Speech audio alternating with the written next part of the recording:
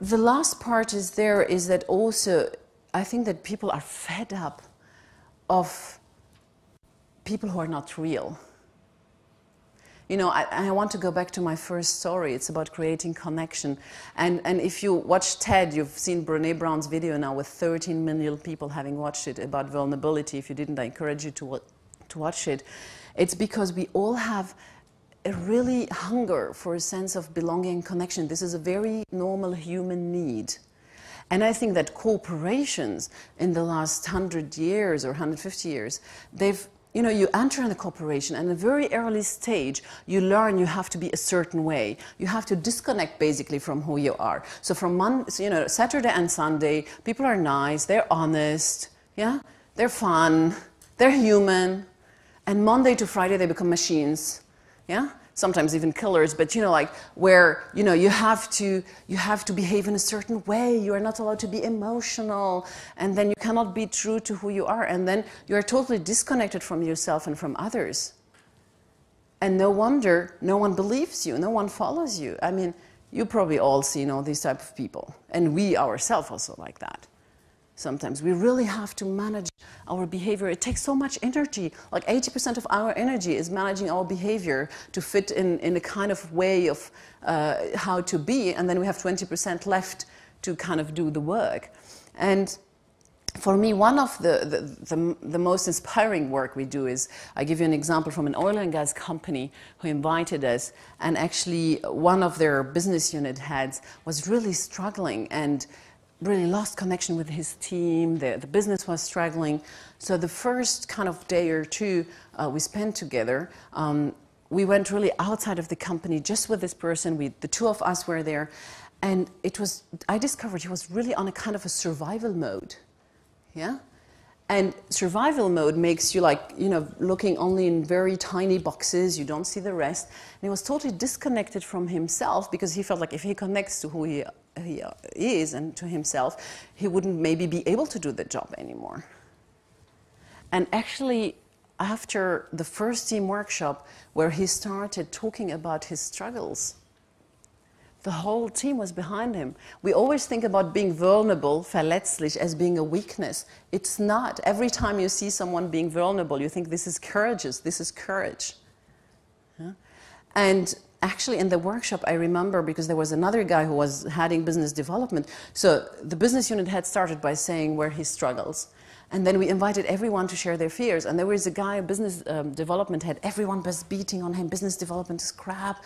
They're not doing the right mergers and acquisition. They're doing not the right work. And he stood up and said, you know what? I've always been chosen. I've always been #1 for jobs. They've always chose me. This is the first time in a job that I feel I'm going to fail. I'm not managing. And he even had a tear in his eye.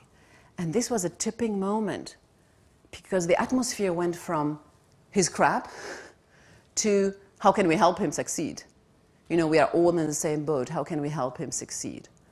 And I'm actually very optimistic because I work a lot with young people. I have 2 small daughters, and I see that they come with a totally different expectations. They don't want this glossy thing, you know. And when I talk about being connected and being vulnerable, I'm not saying being nice and wearing Birkenstock and white socks and sitting in circles and, you know, hugging each other. I mean, hugging each other, fine. But I mean, but I think also about, you know, human connections are not tidy, you know. They're ugly, you know, sometimes, and you have to talk hard stuff. So it's not about just being connected. It's also being tough sometimes.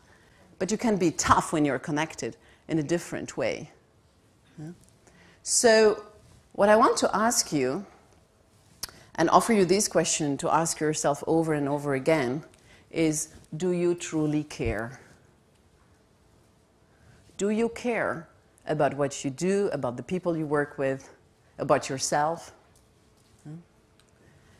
Are you real and authentic?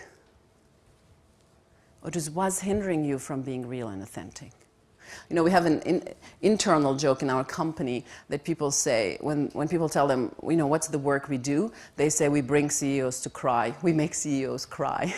Which is true in a sense, because, you know, I think that the BP CEO should have cried after the oil spill. You know, it's kind of reconnecting people with themselves, and in that way reconnecting them with their employees. And it's not, a lot of people think, yeah, it's doing good, but are we really doing well? I think that it will merge, and I'm not the only one. If you look at traditionally, if you say this is doing well, like business-wise, profit-wise, this was the business world and corporations. And then you had doing good. This was like NGOs and foundations. So basically you had to choose, do I have to earn money in my life or do I have to do something good? Yeah.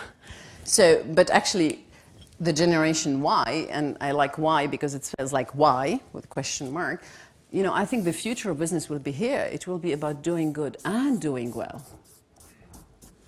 You will not have the choice. Yeah? So I'm not there about, so you, and there is a huge thing about purpose economy. We work with Aaron Horst, who's writing his book now about purpose economy. We see we moved from industrial economy to information economy. The next phase will be purpose economy. The next phase is the human era. Yeah? And it's all about being here and being purpose-driven. So do you trust and are you able to connect? I think that's also a key question that we have to ask ourselves over and over again. Oh, and mostly, if we are not that, it's because we have fears, you know, and fears are blocking us somewhere. Fear to lose something, fear that someone hurts me, fear of not belonging and not being connected. This is what holds us back. But the interesting thing is, if we are not that, you know, we cannot just, you know, decide not to have the bad feeling like fears and anger and the messy part, but have the nice part. It doesn't work. We cannot split ourselves. You know, if you don't experience, and research shows, if you don't experience fear, you don't experience joy. If you don't experience, you know, anger, you don't experience creativity. You cannot just kind of select what you want to feel and, you know, and select what you want to feel. And so this is I want to end this with my dream. These are my daughters. And my dream for them, and we really want to push into, we believe we're challenging actually what we do as consultant. We believe the future of consulting would be something like more an NGO and an organization way. We want to invest more in purpose. We want to be forefront of the purpose economy. I want my daughters not to choose if they want to earn money or be true to themselves. I want them to have both alternatives. And so you will hear from us.